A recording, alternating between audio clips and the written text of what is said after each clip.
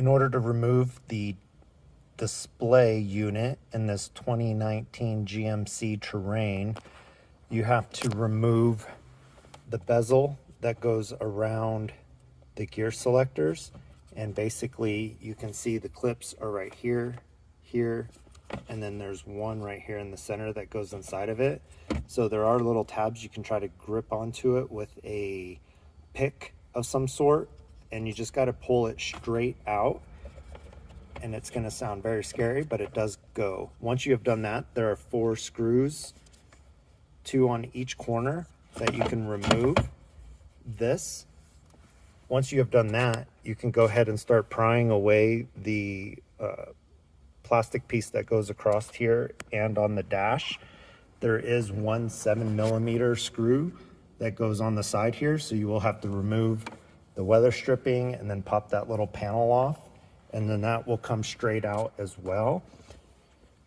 And then once you have done that, you will expose the screws that are needed.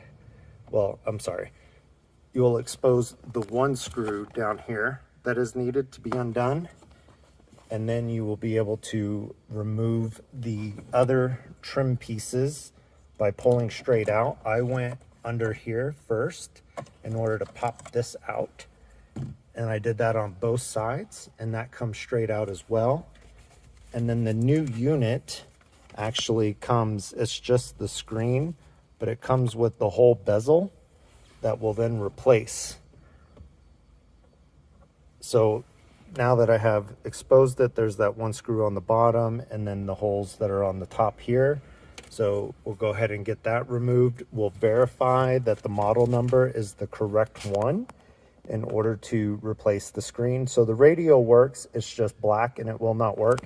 I did try the unplugging and plugging of the cable, which is down here. If you've seen in other videos, they talk about it being this blue one. It does have locks on it, however. I don't know if I can show it very well, but they have red locks that you need to pop off first in order to then squeeze it and pull them down. That did not fix my issue, so we are having to replace the screen itself. All right, so now that I have the actual radio bezel removed, it is the 3 screws. Well, there's 2 screws on the right side, the one down in the middle, and then the 2 on the left side. Once I get that popped out, there are little locks on the clip that go inside of the display unit itself. You can see that blue wire again. And then there is the wires for the temperature control and hazard lights. They did not have a lock in. It was more of just like, you can kind of see it's like a little push style. And on the back side of it is, you can put your screwdriver in there to kind of push it down. So, and then this is your typical, just a push down.